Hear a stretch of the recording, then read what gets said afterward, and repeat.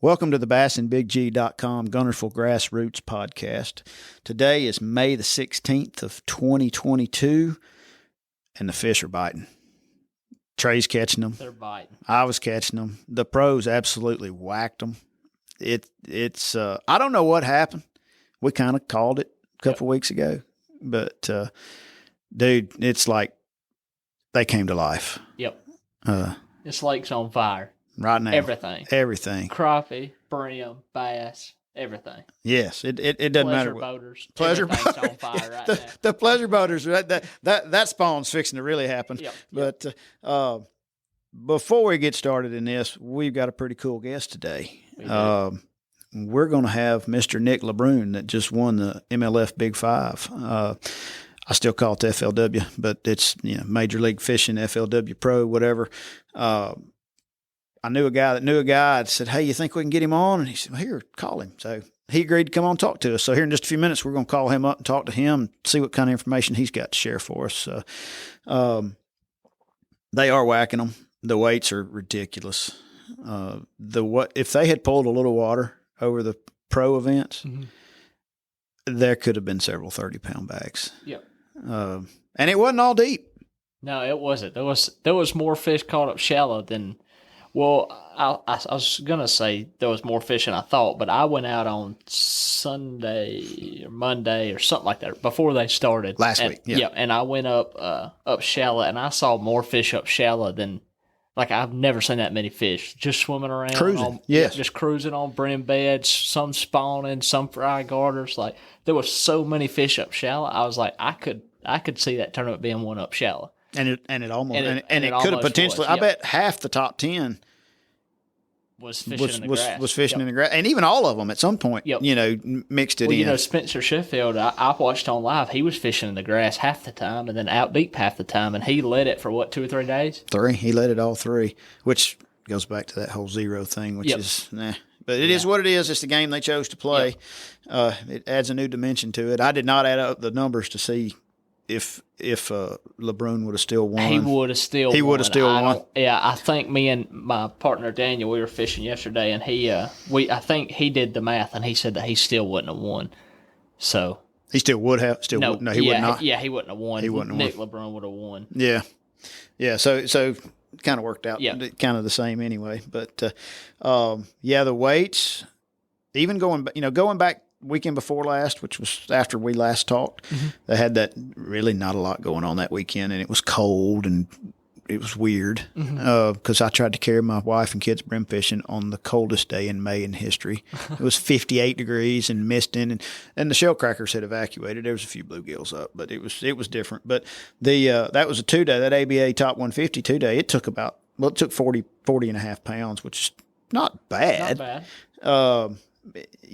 And the first day of that thing, I don't know if you were here. I think you were around that Friday of that thing.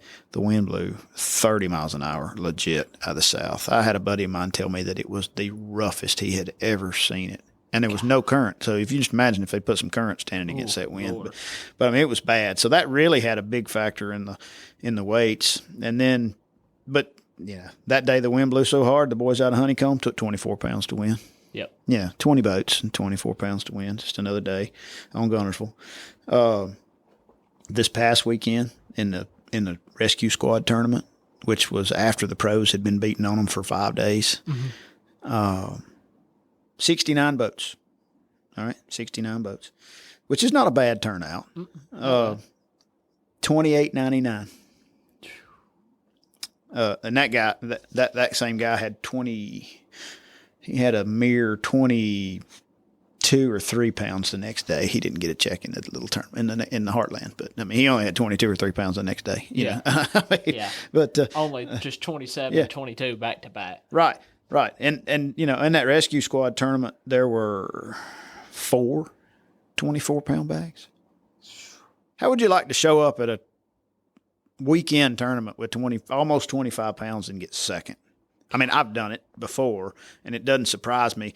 Surprising me a little bit this year. All of a sudden, the fish have just come to life. I mean, it's been kind of weird this spring and cold. And I don't know. I mean, we've had a weird spring, and you know, the winter. It's either like 12 months long or like a month here. You know, the winter's either really short or really long. So it's been kind of weird. Yeah, well, winter didn't get here till January because Yeah. in Christmas you're wearing shorts. Yep, exactly. It was sunny and 65 on Christmas, But you know, we ended up.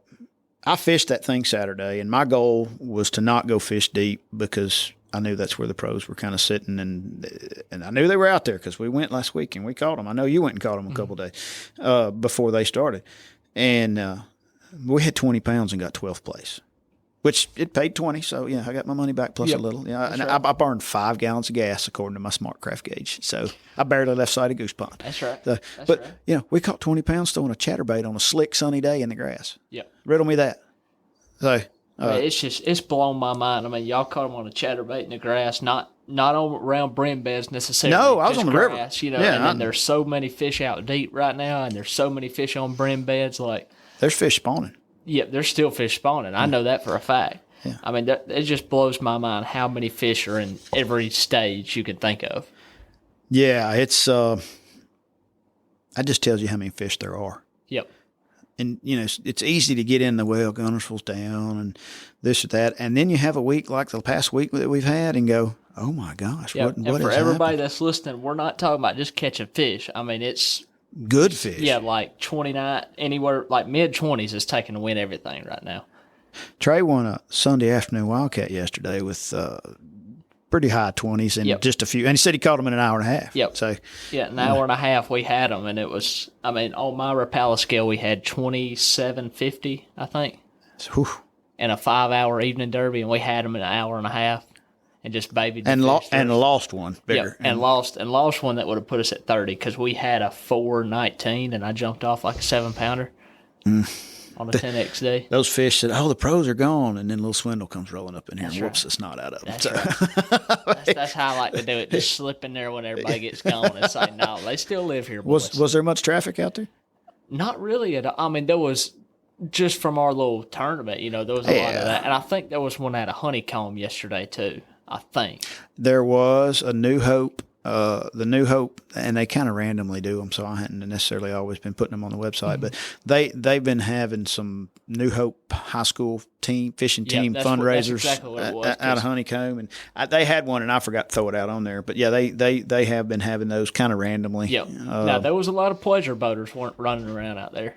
Keeps the eelgrass stirred up. It does do that because there's plenty of that. Yep, still plenty of floating eelgrass. That's just getting started. The pleasure boaters, between the pleasure boaters running in the places that I saw them running this weekend up around Goose Pond, is ridiculous. Oh, it's crazy. I wouldn't have a lower unit ever on my boat if I ran the places they run. I had one, so I just got Mega 360 on my boat, the Humminbird Mega 360, and I got me a new graph. And I was going to rig my boat. All my electronics, I got it through a C-Clear harness. And I was just going to put a 12-volt, it's like a 63 amp-hour battery just for my electronics. And I had it at the house. And I was like, you know what? I've already got the battery here. Might as well try it and see if it holds up. So I rigged it up like that. Long story short, I rigged all my electronics up to one lithium battery to see if it would hold up. When we fished that tournament, it didn't. Like 3 hours in, everything cut off. So I didn't even have no graphs. So I was just spot locked somewhere, I thought, around the school. And we were just having to cast. But I kid you not, we almost got run over 15 times. And I never moved my boat off spot lock because I didn't have graphs. So if I would have moved, you didn't want to lose your spot. Yeah, so I know I never moved. And we almost got run over 10 or 15 times. It's just crazy. Oh, man. We were fishing, again, you know, around Goose Pond, within a couple of miles all day.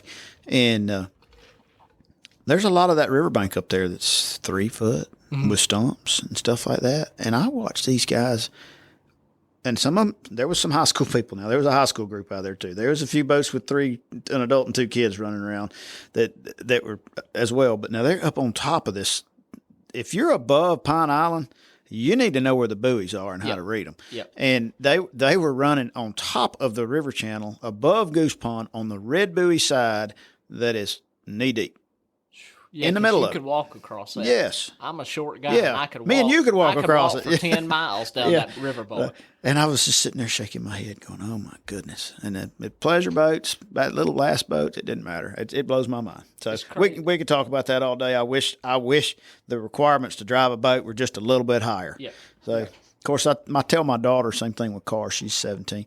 And I said, it only takes one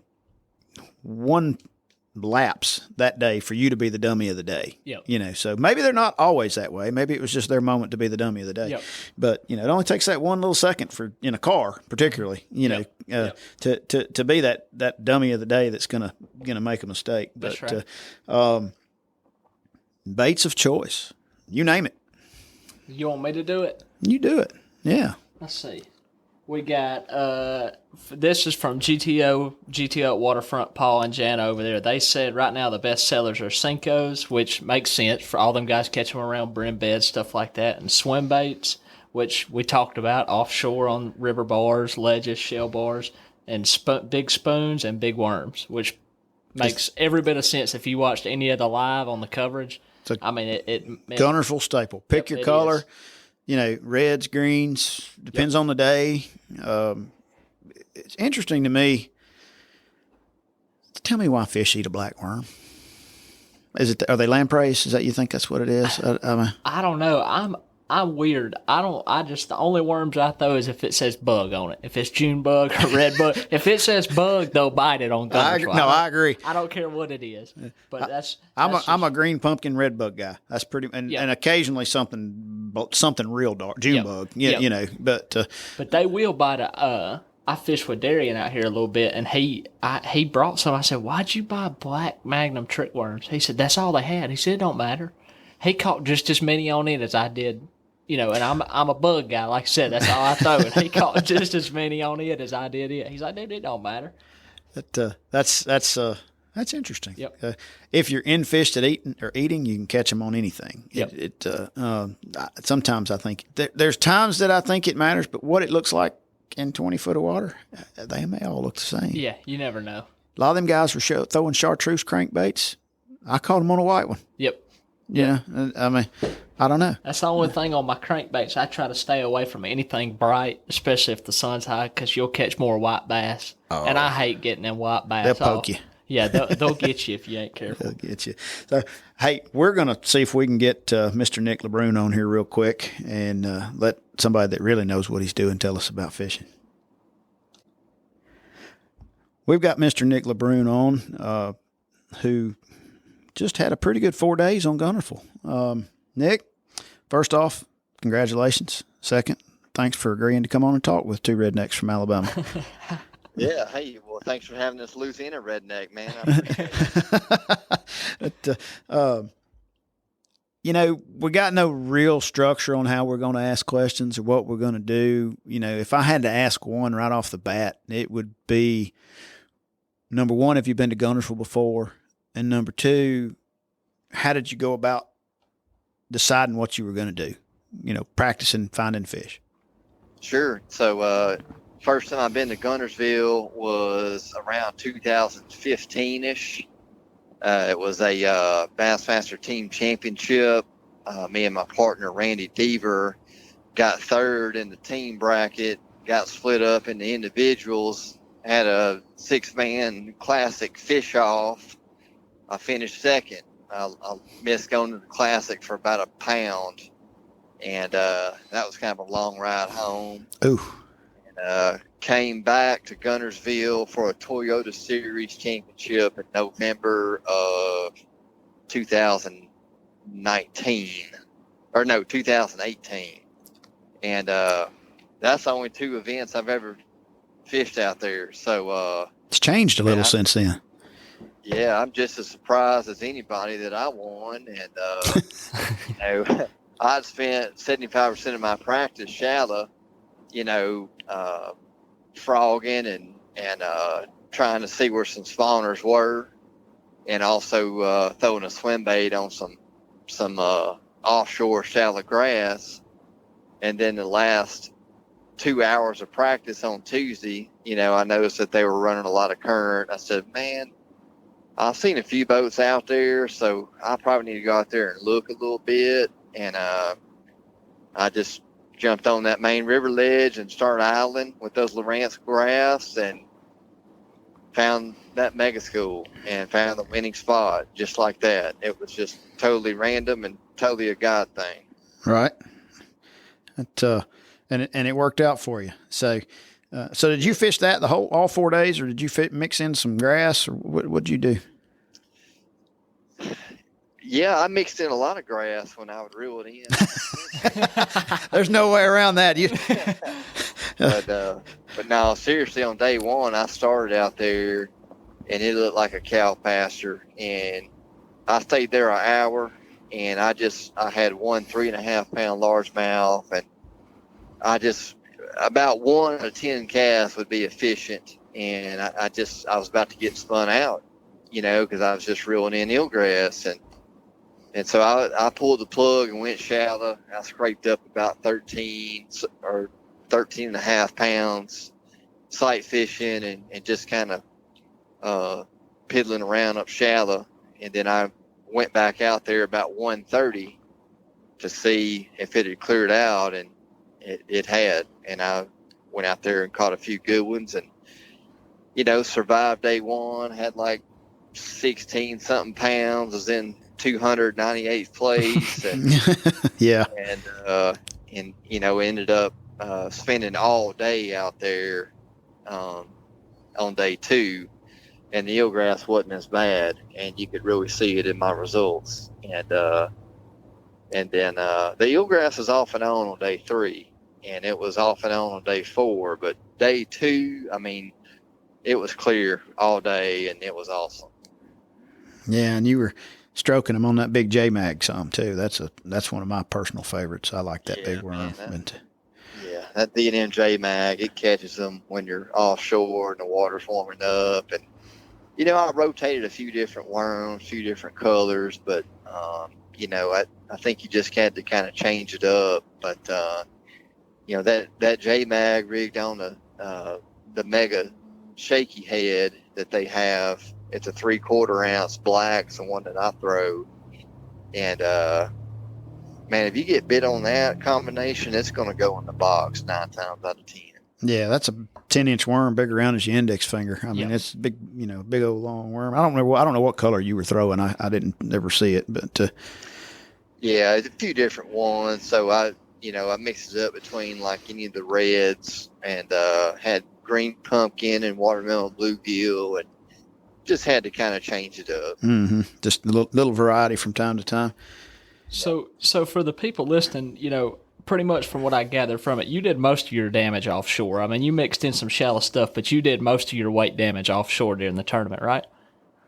Yeah, 18 out of 20 fish come from right there on that ledge. And so I had 2 fish on day one that came on a V&M chopstick, bed fishing. Mm-hmm.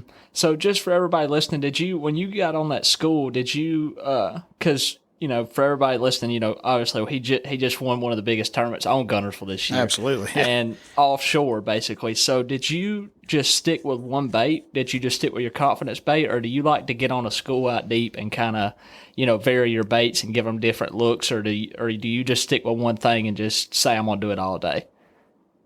Yes, I'm a big fan of one rod tournaments. I like just having one thing to keep in your hand all day and just roll with it. But that spot was new to me. I mean, I'd found it the last hour of practice, and I made one cast on it.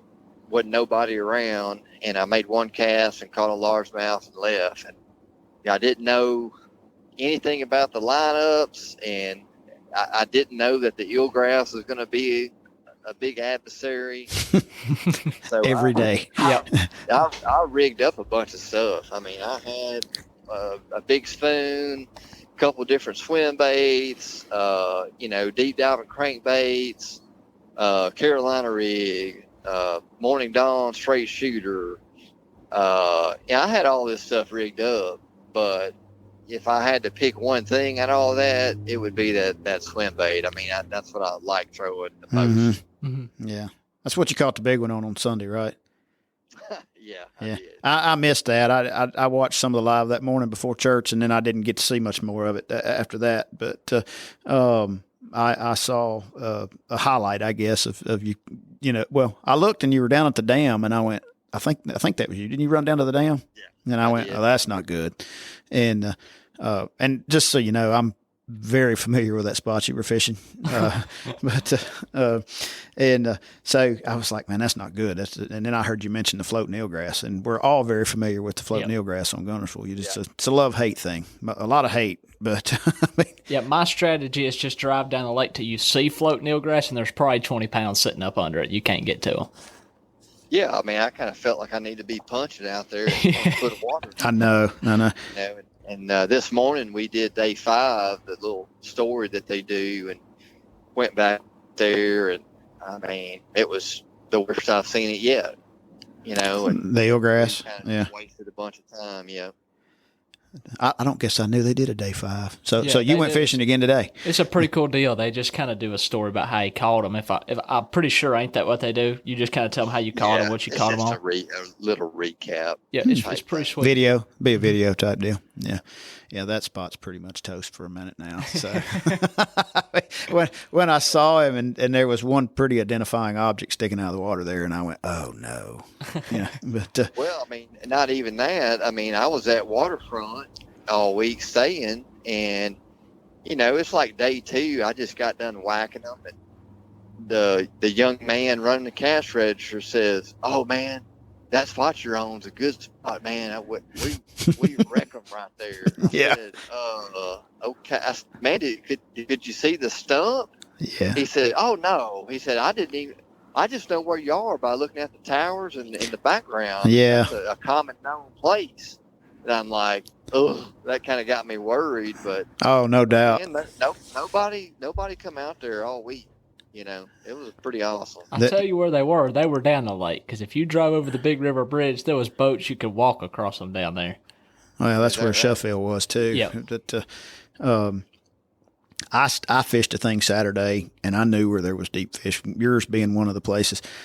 I never left sight of Goose Pond. I just couldn't bring myself to go down there and get in that mix. I heard it was a pretty bad zoo down there, and you know, you guys are only here for a few days, and I said, I'm just going to stay up here in the grass and see what happens. You know. This morning, somebody was telling me that somebody sprayed water on somebody, and there was a lot of shenanigans going on this weekend, I believe. Oh, it happens every weekend. Oh, it's unbelievable out here. People don't know how to act right anymore. There's no common courtesy left, and some of them are people that are old that you'd think knew better. Yep. I know, you know, and you know, when I'm running down the lake, I see these young guys, and may not be young, but I see some guys that got 2 or 3 boats just piled up, rub rail to rub rail. Man, and that's not me. I mean, I'm 37 years old, but I'm old school. Like if you're on a waypoint, like that's your spot. I'm going on. Yeah, come back later. I'm not going to try to weasel my way in there, or I mean, that's your spot. And but man, a lot of these guys are like just piling up, you know, and I don't see how you win that way. Well, I don't think you can. That's been the biggest learning curve for me, fishing the opens and stuff. It's just some people just don't have any respect whatsoever, and it's so hard when you catch them somewhere and then somebody's sitting on it the next day. And I ain't even saying they watched you catch them. I'm just saying they're sitting on it, and then you run over there, and then you're like, well, that's all I had. Now I can't get on it. Mm-hmm. And then you run around, you can't get on nothing else, and then you know it's just a cluster out there. It gets bad. Well, and I think the original example of that started with some of the pros that were okay with coming in on people, and you know, some of them were agreed to do it. I think that my personal opinion is that and the Alabama rig, where everybody could pile up on each other at bridges and stuff, throwing it, because that started here. Yeah, it's just that's when it really went downhill. Yeah. Well, the problem is too, I think, is you never see the background story on a live camera. So no. if me and Nick were sitting out there on the school, and me and him both knew we found it the first day, and we said, look, come on, we'll sit, you can sit at the top and I'll sit at the bottom. We're perfectly fine. The people on camera don't know that. They might just think I just rolled up right next to him. So then what do they do when they see somebody sitting there? You don't know the whole story. So it's not that that's okay just to run in there and do it. No, I agree. Yeah, so, that's a good point. So were you catching a bunch of fish every day, or I mean, when the grass let you? So, or were just good ones? Yeah. If the eelgrass wasn't there, I mean, I feel like I was catching on average probably 3 fish an hour. Yeah. Which I felt when you're from Louisiana and don't know what you're doing on them ledges, that's a lot of fish to me. But it looked like you knew what you were doing. So, I was it coming in flurries. I mean, you might go 30 minutes without a bite, then you might catch 3 on 3 casts. Yeah, that's just the way it works. So, now, were they up on top or were they pulled off on the side? They were almost to the edge of the ledge on the shallow part. Yeah. So my main line with the swim bait, I'd be sitting in about 30 foot of water, and I would throw at a shallow, and I was probably throwing that swim bait 130, 140 foot, and you would get bit on that first third of the retrieve. Like it was very rare to get bit halfway back or closer to the boat. So they were not quite to the edge. Yeah. Were you using live stuff at all? Oh yeah. Yeah. I found them on side imaging. I run a Lowrance, active imaging 3-in-1, but in the tournament, when you're up front, it's good to use Lowrance active target. That way you get lined up right. Okay, well, there they are. I can see them at about 100 foot. I run my range on, and you see where the fish are, and, you think about how the current is, and you can kind of make the pinpointed cast to make sure that you're going to be coming through them. Right. You at least know your bait's in the right place, whether they bite it or not. Some people think that thing's just to see them, watch them eat it. It's not always that. As long as you can pan out there and tell your bait's going through them, that's all you need to know. You just, Yeah, that's right. And if you see 4 or 5 of them that follow it forever, then, you might need to change something up, and it's more than just, watching them eat it. It's their behavior, and it's how they're setting up. And, are they following each other to the boat when you catch one of them, that sort of thing. Because a lot of times when you catch one, you get into the boat and cool and throw him back, and your natural instinct is just to bomb it back out there. But sometimes you pull that school, like right there 40 foot from the boat, you may be able to take that smaller Kitech and just lob out there close and catch another one rather than sling back out there where they were, and they're not there right now. That's pretty good information there. Paying attention. What kind of range are you running on how far out do you have your active target going? 100 foot. 100 foot. And I guess the deeper the water, the better image you get further out. Is that kind of the way that works? Absolutely. Yeah. If I'm in or the 100 foot range works really well. And you get shallower than that, you kind of got to bring it in a little bit. And I run my noise rejection on off. I mean, my screen is a little bit more cluttered and not as clear, but I can see my bait out there at 100 foot, and that's why I do that. I'm giving up some clarity to be able to see that bait way out there. That's what a lot of people don't understand is just because the screen's clear don't mean that's not necessarily always what you want. I mean, sometimes with that, I got a Garmin's, but it's basically the same thing. If I have my screen to where it's clear, I miss fish and I can't see my bait. But if I run it to where it's a little bit cluttered, I can see it, like you said, 80, 90, 100 feet out there. Yep, that's important. Your home lake is, what do you consider your home lake? Toledo Bend? No, not Toledo. I mean, I've had a lot of tournaments there, but I've probably had the most tournaments on Rayburn. Now that's 2.5 hours from my house, but before I went pro, that's the BFL division that I fished a lot of team tournaments. And, But I grew up fishing Caddo Lake. There was never anything major going on there, but that's just a shallow cypress tree lake with a lot of biggins in it. And that's like probably truly my home lake. But when it comes to like tournaments and what I do now, I look back at Rayburn more than anything. Speaking of Rayburn, I heard a story today. I run the Bass Cash Bash here on Guntersville, and I was talking to PD that owns it today, and I said, "Hey, I got Nick LeBrun coming on," and he goes, "Well, he was that guy, and then he wasn't that guy." That's right. Learned his lesson. So you caught one and weren't registered, and then turned around and caught maybe a prior year's tag this year, right? Yeah, and I can't remember when I caught that first one. That was probably, I don't know, 3 or 4 years ago. Right. Caught it on a rattle trap, fish and drains. I mean, I probably caught 100 fish that day. Caught one that was tagged, and I'm like, dang, I don't even think of when you're fishing all over, like, right. Bass Cam a real thing, but it is okay, and like that's just not even on your radar. Right. But when I was getting ready for Rayburn, our pro circuit, I knew that I was about to be down there a bunch. Did I lose you? I think we've had a technical difficulty. Well, we had a little technical difficulty, but I got Nick back on. You got to love cell service these days. So, and you're driving, so that hopefully on your way home for a day or two. Yeah, I am.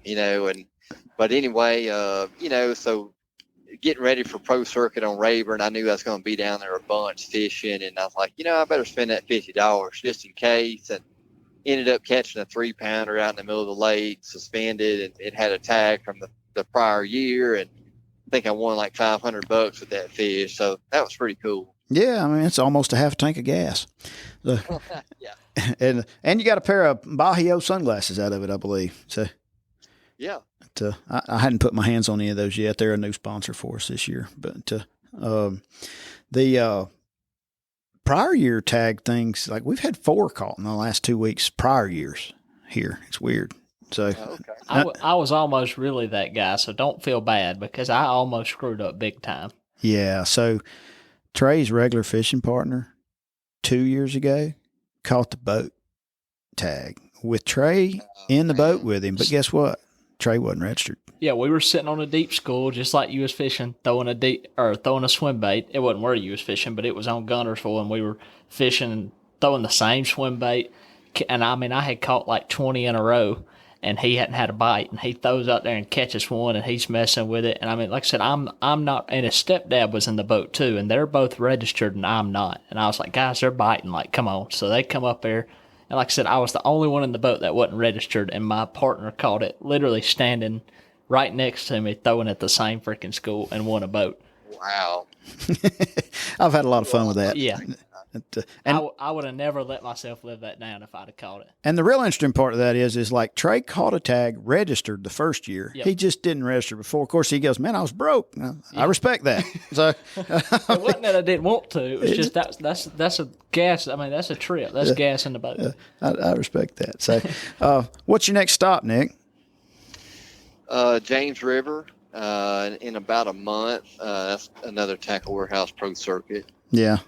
I'll pray for you. You don't like it? Is that where you went not long ago? I went, Virginia, yeah. Yeah. He said he didn't care for that very much. So, have you been there before? I've never been there. And, it's going to be an interesting one, but I'm just hoping to carry this momentum on up there and keep it rolling. So you've had a pretty good year, right? I have. Got to fish the Bassmaster Classic in March. Finished 18th in my first Classic. Wow. And, went to Harris Chain, and that was the worst finish of my career. Just wheels kind of fell off, but came back to Pickwick, got a top 10, finished 9th. Went to Ross Barnett the next week, finished 2nd, and had a week off. Come up here to Guntersville and got the win. So yeah, momentum's on your side right now. So good month. Did you fish the Open at Ross Barnett? I did. How are you sitting in the Open points? I'm in 2nd. 2nd. Oh, yeah, because that was the first Central, wasn't it? Yeah. I've got all my mixed up. I'm fishing all 9, so I don't even know what's going on. But Yep. that's awesome. How many years have you been fishing pro? 2019 was my rookie year, so 4 years. Yeah, starting it. Yeah. Yep. Are you clearly for the last couple of months you've enjoyed it? And I'm just a real estate appraiser. I have no desire to fish pro. I just like to go fishing. And Trey over here, is working his butt off trying to go pro. Are you glad you've done it? Is it just something you love? Oh yes, you gotta love it. Yeah. If you don't love it, you'll find out real quick. And yeah, it's it's the path that Jesus wants me on, and it's just real cool to get some confirmation of that every once in a while. And I love what I do, and I love having opportunities to use fishing to share my story and all that God's done in my life. And I haven't got tired of it yet, and we're gonna keep on going. Right. You got to have a good woman standing behind you to run that life, don't you? Yeah, my wife Jolene is my biggest supporter, and she got to come to the weigh-in at Guntersville, about 9:55 yesterday. I'm thinking, man, I asked my wife to drive 8 hours, and I made 0 today. And then everything changed, but yeah, I've got 2 twin boys that are 5 and a 2-year-old girl, and there's a lot of traveling with this job, and my wife works herself, and she does a great job at managing the kids while I'm gone, and I couldn't do what I do without her. She doesn't stand behind me; she stands beside me, and sounds like an old country song, but it kind of does. But you got to have that. It's good. That's awesome, man. I can't thank you enough. You don't know me. We had a mutual friend, and I reached out, and he gave me your number, and I can't thank you enough for agreeing to come on and talk with us. And I do want to hear, before I let you go, I want to hear Trey's story. They were talking about you taking his money somewhere. Oh, yeah, Grand Lake. I'm just a little butt hurt that you took my money at Grand, that's all. Was that an open? That was when I got disqualified from the championship at Smith, and I drove overnight to go to Grand, to the open. Oh, for the ABT thing. And then got my teeth kicked in there, too, by him, so... That was all. I mean, congratulations. It did hurt my feelings a little bit. That is the nature of the game. All you had to do was pick up a plopper and go to work. Well, that's easier said than done, because I'm going to be honest with you. I mean, I'm a buzzbait guy. I'm a swindle, so maybe I should have swapped my buzzer out for a whopper plopper. Was that the ticket up there? Was it whopper plopper? No floating eelgrass up there? No, he didn't have no floating eelgrass to deal with. I just had some old rusty dock cables to deal with. That might be even worse. Trying to get a 4 or 5 pounder over one of them dock cables over there. Are they all floating docks? Mm-hmm. Yeah, I could see that being fun. So, well, Nick, I really appreciate it. Have a safe trip. Yeah, man. Thank y'all for having me. Good luck on your next tournament. And if you come back to Gunners, we'll give us a shout and we'll take you to dinner. Yeah, congratulations, man. We appreciate you coming on. I'll take you to dinner. Trey still owes me a cheeseburger from a bet we made a month ago. So maybe I'll have to buy both of y'all's dinner. Right on, guys. Thank you, sir. You have a great day. Okay, see y'all. Thanks again to Nick for taking time to come on and talk with us. It's kind of humbling to have a big name come on and talk with 2 little old Alabama rednecks like us. So, of course, he said, well, I'm glad you let the Louisiana redneck come on to talk with you. But he did a great job, good information, super nice guy. Just won $100,000. Pretty good 4 days work. Yeah. I think I'd take a couple of days off. That's right. And he had to go fishing this morning. That's right. Coming up this weekend, Foodland tournament, $100 entry. They still got some slots. I think that's probably because they scheduled it on top of an ABT. Yep, because I was really wanting to fish. Yeah, but it was like last week they were advertising they had like 30 spots left. So it's 200 boats. They cap it at 200 boats. First place, $10,000. I'm fishing it. I wish I wasn't. I hate ledge tournaments because it turns into such a zoo. I love ledge fishing. You might not have to fish ledges to win it since it's 3 fish, but you probably will. Yep. So, but I can name about half a dozen places that you're not going to be able to get on because these guys. But man, the weights on Guntersville are ridiculous right now. They are. It's just unreal. I mean, and for for everybody listening, there's a lot of people around here that all they talk about is how it's not what it used to be, and Guntersville's just going downhill. I mean, I hate to say it, but they're wrong. They are. I mean, it's in a cycle. Yep. Now, I'm not saying day in and day out, it's what it was 10 years ago, but you can't look at the weights we've had the past week and tell me that this lake ain't on fire. Not just the pros. Yeah, not just from the pros. top to bottom. And I'm talking about not pro fishermen, just a wildcat Sunday evening, Monday evening tournaments, Monday mornings, whatever. Just older fellas that like to fish around here. It's taking mid-20s to win. I am one of those older fellas. Well, I mean, I'm getting up there too. Oh, 22. yeah. I feel like I'm. Were you sore today after fishing 4 hours yesterday? No. I'd say I was pretty sore yesterday from fishing 8 hours Saturday. But and I reeled that 10XD like it stole from me. So yeah. But yes, I mean the weights, the 3 to 4 pounders. Some of the guys that are out there, Lonnie Cochran, Tim Chandler, and some of they've all been saying there's a really good population of fish that they've been scattered up. Timing wise, the current came on for a few days, which really pulled them out. I think that's what made them jump out on the ledges. Yeah. And it got hot. It finally shook off the third, fourth winter we had this spring. And the current's key. Without the current, those fish can be really grumpy. Y'all got anybody that watched the live on the FLW the last 2 days got to see that. I mean, those fish were there, and with today's technology, you can see them. Whether they're on a point, a cut, a ditch, or creek, or whatever, you can see them. And then they just stick their nose up in there and don't bite you back. Just because you can see them don't mean no bite. Matter of fact, it's going to make it harder for them to bite because you were talking about one of those places you went, them smallmouth were running from a lure because they'd been live scoped to death. Yep. But yeah, the weights. You had a 69 boat tournament on Saturday that I was in. Well, I was 12th with 20 pounds. And there might have been one more 20-pound bag under me, 70 boats. God. Yeah. Yeah, I mean, it ain't like that's a 250 boat, ABT or nothing. I mean, No. that's just a 60, 70 boat benefit tournament. Right. Taking 100%. That amount of weight. What's it going to take this weekend in the food land? Three fish, I bet it takes 21. You think it's that big? I would have said 19, but it depends. It depends on the current. It does, and the floating eelgrass. I know it'll take 18 to 19, but I mean, I just got to say somebody's going to catch a 7, 8, 9. If they keep biting the way they've been biting, if it doesn't change, and I think they're still coming. I think they're just getting started. Yeah, I think they're. I mean, some of them fish we caught yesterday evening was just.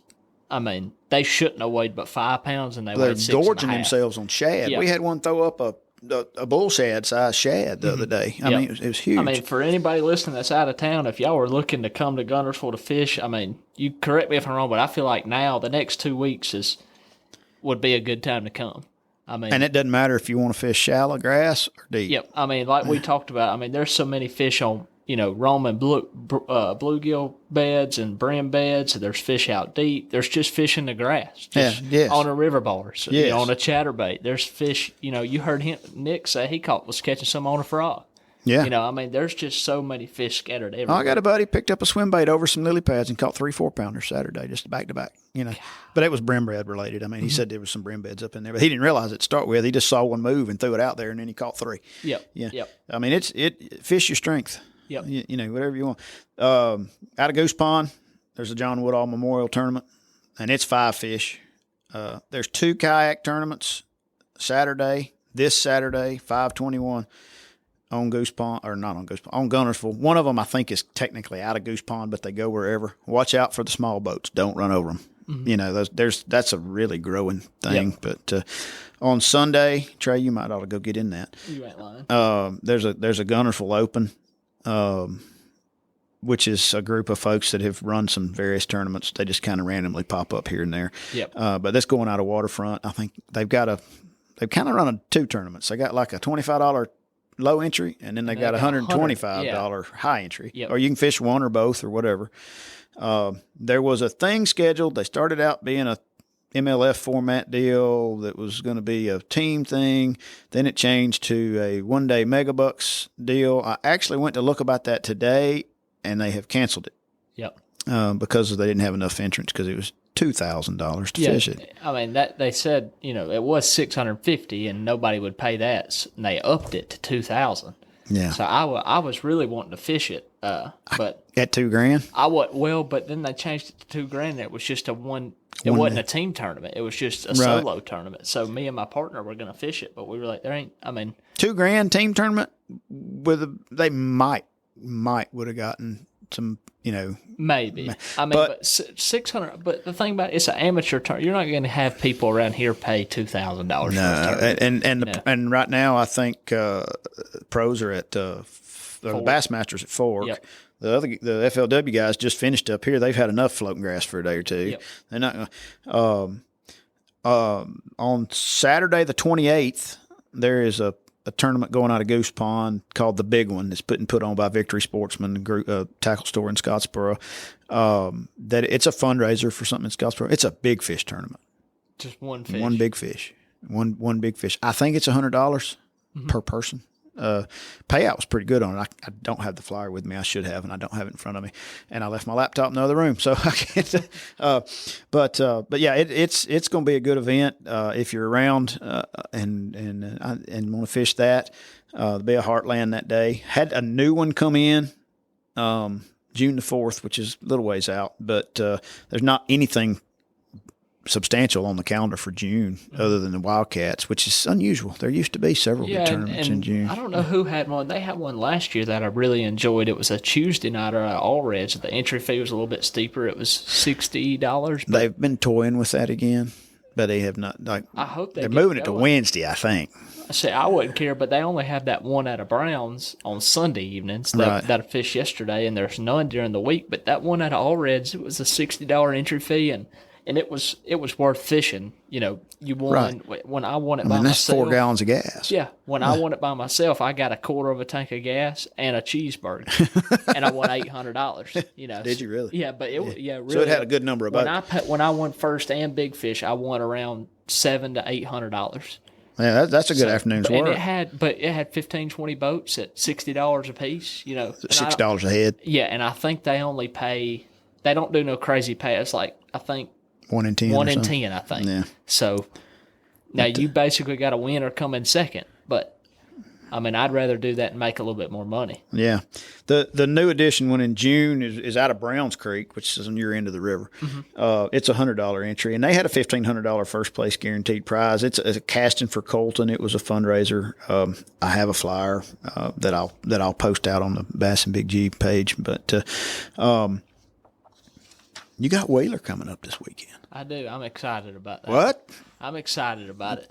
Last time we talked, you said, I can't ever catch it. Well, for some reason, Wheeler's never great to me, but it's never bad, if that makes any sense. Like, I'm always pretty consistent there. I think the past 2 times we went, I've had 14 to 15 pounds. Now, granted, didn't get me much, but I've always been. You felt accomplished. Yeah, I felt accomplished. 14, 15 pounds for me at Wheeler's like 30 I agree. on Guntersville. No, I agree. Wheeler's always had my number. Yeah, it might take 30 to win there, but by God, if I caught 15, I'd be happy. So after what we just saw on Guntersville this past week, do you think Wheeler's going to outshine that this weekend? I don't. You don't? I think the weights are going to be higher than you think they're going to be, but I don't think it'll top Guntersville. I don't think.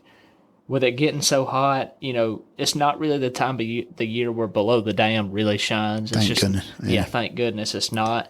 I think it'll take low to mid-20s to win, but I think top 10 will be 18 pounds. Do you? I do. I just think I went over there the other day and they're just not they're not everywhere. But it might take 30 to win and 20 to get in the top 10. I don't know. It also depends on whether they pull any water. Yeah, pull water and It just, I don't know. I'm anxious to see, though. I really think mid-20s, low to mid-20s to win, 22, 25, something like that. And then 17, 18 pounds of top 10, and I think 14 pounds will get you paid. I think the weights will be stacked, but not real high.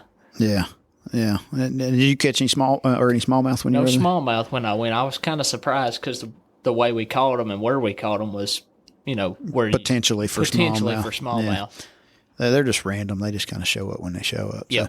So I know, and that I guess a couple of weeks ago when on the ABT podcast, Kay and Chris were talking about it, and Kay was thinking it was really going to show out, and Whaler has 100% gotten better. Yep, I think it's going to be a fun one. I do. I think I just don't think it's going to be bunch of low to mid 20-pound bags. I don't think. Yeah, But I think 3 or 4. But I think it's fishing like Guntersville in ways where you can catch them doing lots of things. I think it'll be a cool tournament. I just don't think it's going to be a slugfest. Right. But for Wheeler, as we know it, I think it'll be big. I think Yeah. weights will be big as we know it. What do you see changing on Guntersville the next 2 weeks before we meet again? Not a lot. Not a lot, I don't think, in 2 weeks. Now, I think 3 to 4 weeks, I think It's the summer. brim bed fish, they're going to start dissipating. I think most of them are all going to be out deep. I mean, Or in the deeper grass. or in the deeper grass. Yeah, I don't think you'll be able to just go up shallow on the bank, throwing a worm at brim beds and catch them anymore. It just won't be that easy. Not as many anyway. Not as many, yeah. But I think I'm anxious to see when they all start moving out, which, like I said, I'm not saying every fish on the lake goes offshore, but, the majority of them get out Well, there. I mean, offshore is relative. You can be, riverbank stuff upriver. Those Yeah. are what you call a river bar. I call a riverbank. But, whether you're on the riverside or the backside, you still, they'll get out there in that 9, 10, 11 foot on those edges. And that's Yep. offshore, and they're still 20 yards from 3 foot of water. Yep. Yep. And that's true. Offshore don't necessarily mean 20 feet on a shell bar. No. It don't necessarily mean that, but they'll all get off the bank, and I'm anxious to see. The way I like to fish out deep is in 18, 20 on a big crankbait. I'm just anxious to see the number of fish everybody's catching. What it's like when they all get out there where I'm at, where I like to fish. I'm interested in it too, and I'm going to start. I think I may work on Saturday and go fishing on Wednesday so I can see what it's like to be a swindle. That's right. And you should. It feels nice. I did it last. I'm not going to lie to you. I did it last week. I went Wednesday afternoon. I said I want to get some of these for the pros win, and it was good. Yeah. It was good. I saw you. You don't have to fight everybody to get somewhere. No, it was way too good, and that's when I thought, man, they're going to whack them. And if they hadn't turned the current off, there would have been some 30-pound bags. There's no doubt. Yep. So, but I mean, hats off to the guys, because with no current, and you heard a lot of them guys concerned about that. But yeah. Even with no current, and no wind, a lot of them days they fished there was a lack of wind. You can get away with a lack of current if there's some wind to help. Yes. But they didn't have either a couple of days, and they still, I mean, the weights were. The fish were just biting. They were just biting. I said we caught them on a chatterbait in 3 foot of water when it was slick and sunny the other day. And riddle me that, because I wasn't expecting to throw dingers and worms. Yep. And it just didn't work out that way. So I think that's a wrap. Mr. Swindle, good luck to you at Wheeler. I'm looking forward to hearing that story when we come back here in a couple of weeks. Maybe we won't have to have a guest because I'll be the winner. So That's right. That's right. Maybe I can win Foodland this weekend, and you'll interview me, and I'll interview you, and we'll just call it a day. That's Say right. that would almost be interesting. I'm gonna be honest with you. I'm not expecting me to win Foodland. I'd like to get a top 10 out of it. I've been teetering on the edges of some of that, but it takes a special lucky kind of day to win. Especially with the caliber of fishermen you're going to have. Oh, absolutely. Willie Staten, I'm calling you out. You'll have 17 pounds for 3. And Gil Summerlin, y'all have 17. I saw him yesterday. Did you? I took his money yesterday. He was there? Yeah, I didn't take but $25 from him. But I took some money A from him. little bit at a time. I've had a few of those guys over the years, and they're like, man, I sure do enjoy that random occasion that I get a little bit, just a little bit of your money. So And that's what he told me before he left. He said, "Till next time, little swindle." He said, "Until next time." I'm like, "Trust me, I know it's coming." well, ladies and gentlemen, thank you for listening. We appreciate the support and everybody that's listened. If you enjoyed it, like, share, tell your friends, and enjoy the floating grass.